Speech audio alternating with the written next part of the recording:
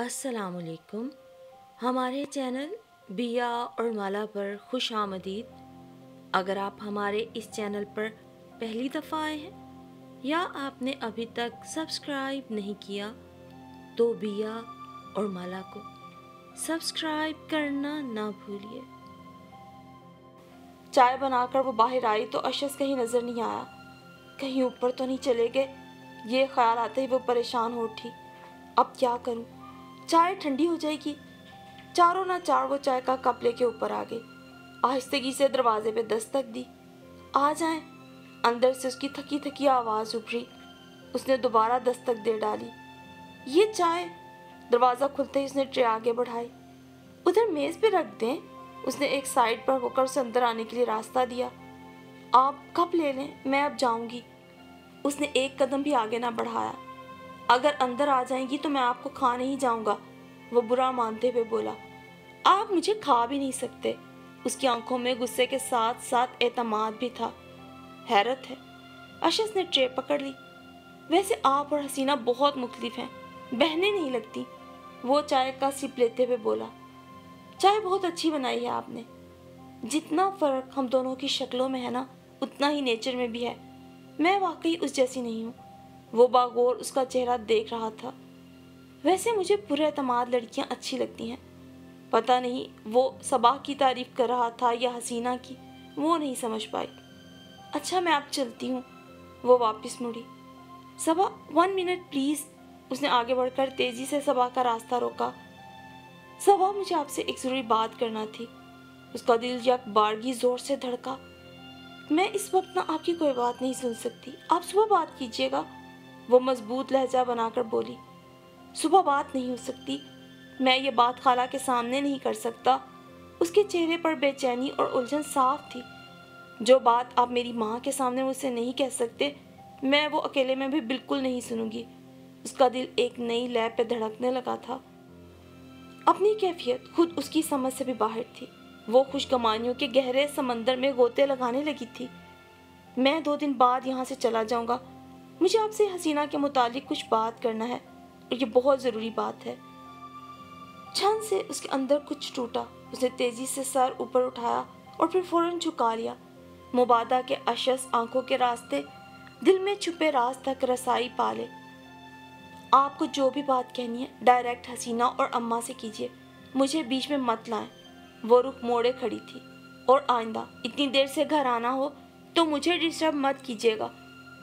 अपनी बात कह के वो रुकी नहीं, सीढ़ियां उतरकर नीचे चली गई। अशस वहीं खड़ा उसे जाता देखता रहा, फिर जोर से दाएं हाथ का मुक्का बाएं हाथ पर मारा। सीढ़ियां चढ़ने से लेकर उतरने तक नूरुस्सबाह की दुनिया मुकम्मल तौर पे तब्दील हो चुकी थी। उसने कभी भी आज से पहले अशस के बारे में ऐसा नहीं सोचा था। फिर चंद लम्हों में वो कैसे अपने ख्वाबों का महल तामीर कर गई।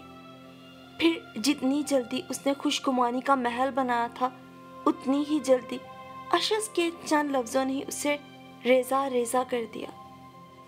या अल्लाह, मैंने उसे जुबान से तो तुझसे नहीं मांगा था, मगर तू तो दिल के राज और बातें भी जानता है। फिर भी आंसू एक तवातर से सबा की आंखों से बह रहे थे। ऐसा क्यों होता है? जो हमारे लिए बहुत अहम होता है, हम उसके लिए कोई अहमियत नहीं रखते। इतनी एहतियात और फूंक फूंक कर कदम रखने के बावजूद मैं धोखा कैसे खा गई?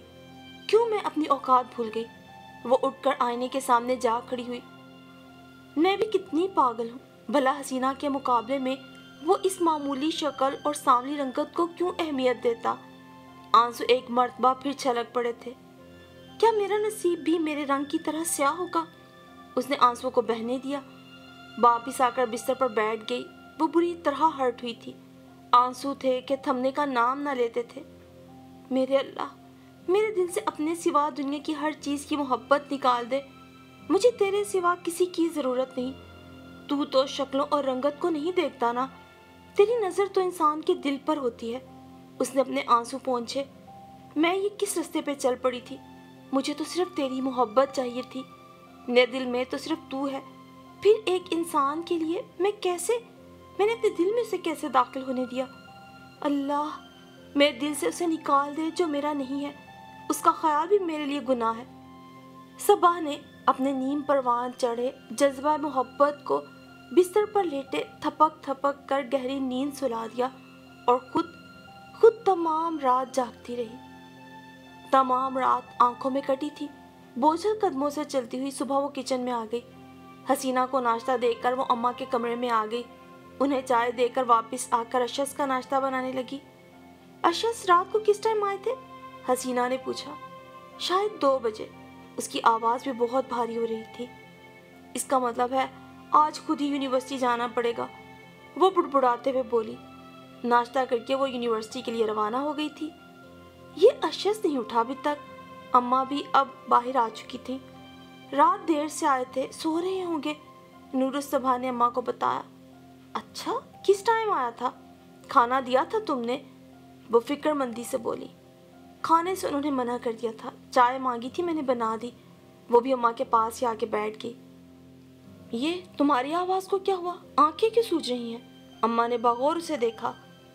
فلو ہو گیا ہے شاید گرمی سے۔ وہ اٹھ کر کچن میں آ گئی۔ مبادہ اماں اس کی آنکھوں میں کچھ پڑھ لیں۔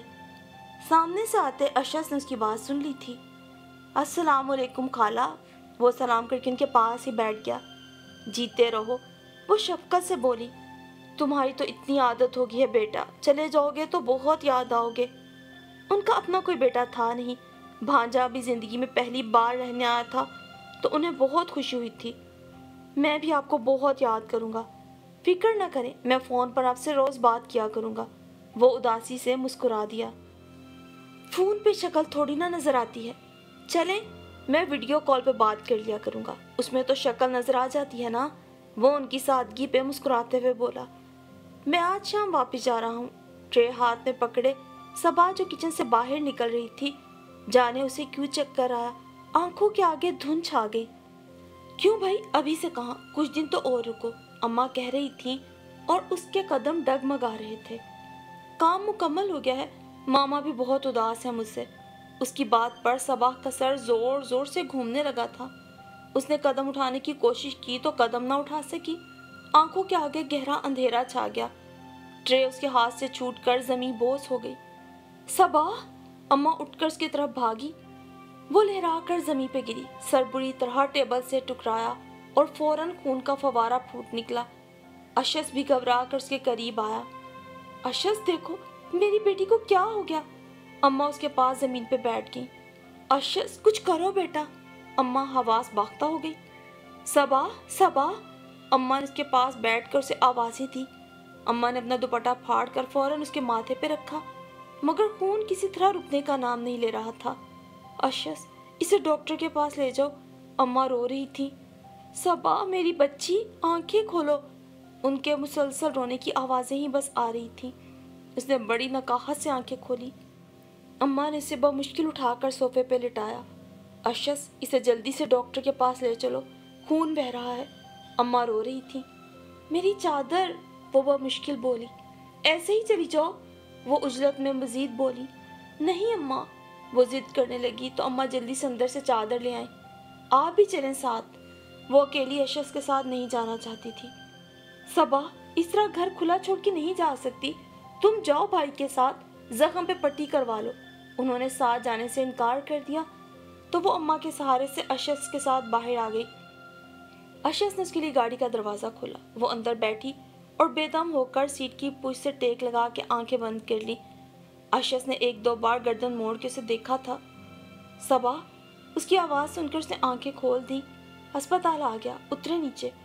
اس نے نیچے اتر کر اس کی سائڈ کا دروازہ کھولا تھا، اسے ساتھ ہی اندر آ گیا۔ نرس نے زخم صاف کر کے بینڈیج کر دی۔ انہیں انجیکشن بھی لگے گا، بہت تیز بخار ہے، نرس بتا کر چلی گئی۔ کچھ ہی دیر میں ایک نوجوان آیا۔ اشس خاموشی سے اس کے پاس کھڑا تھا۔ محترمہ، قمیض کا بازو اوپر کریں، اس نے جھکتے ہوئے کہا۔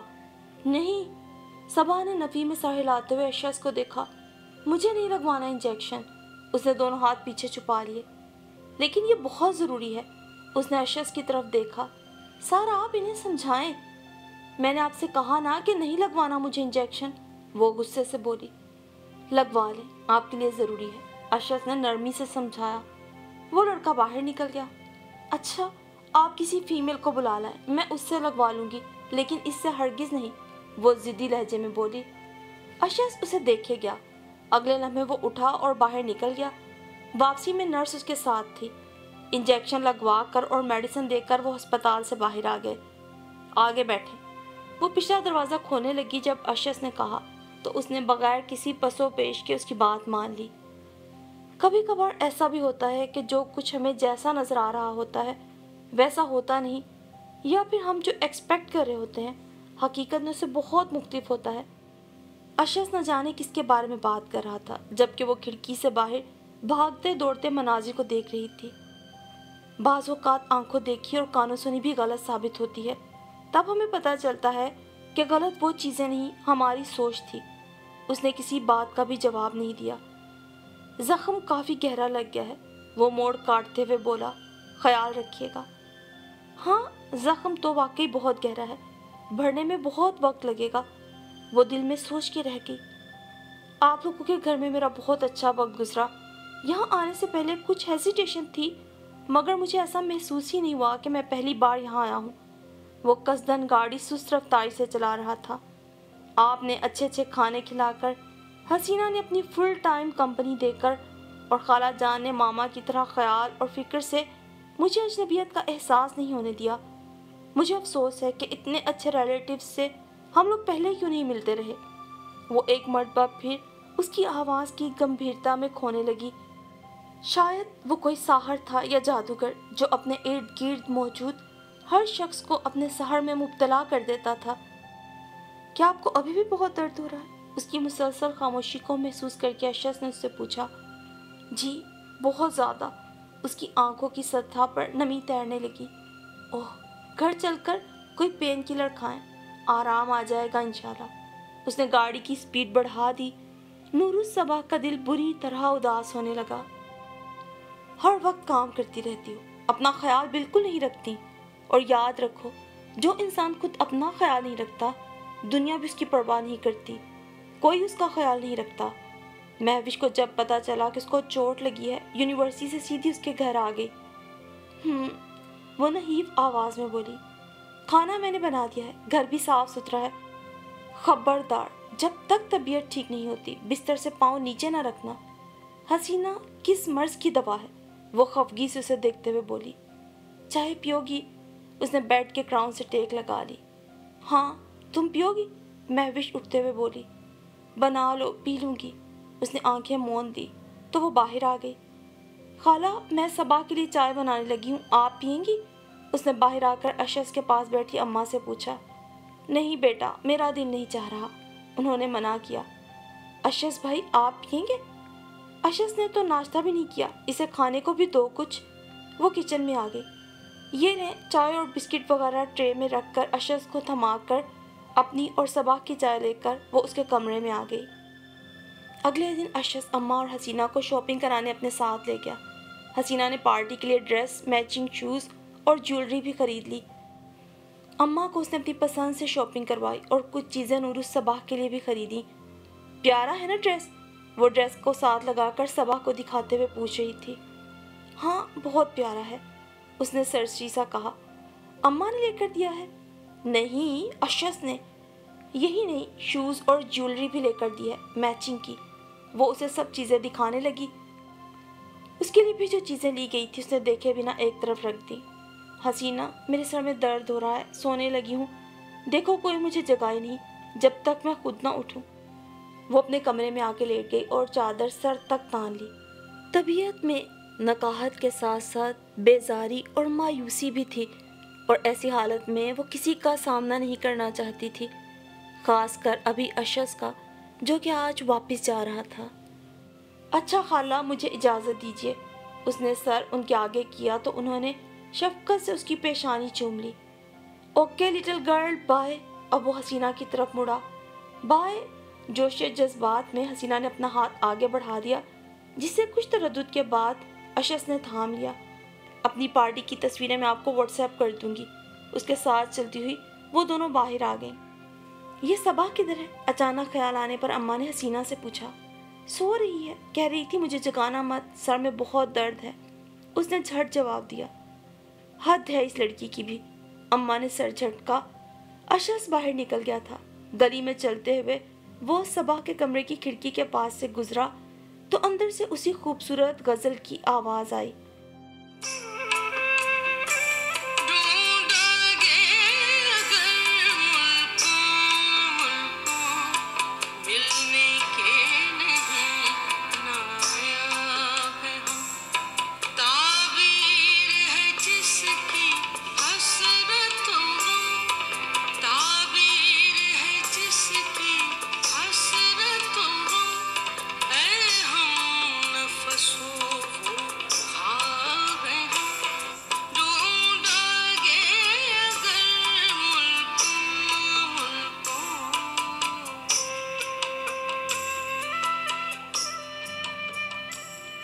اور اشس اشعار کے مفہوم میں الجھ کر سر جھٹکتا آگے بڑھ گیا تھا۔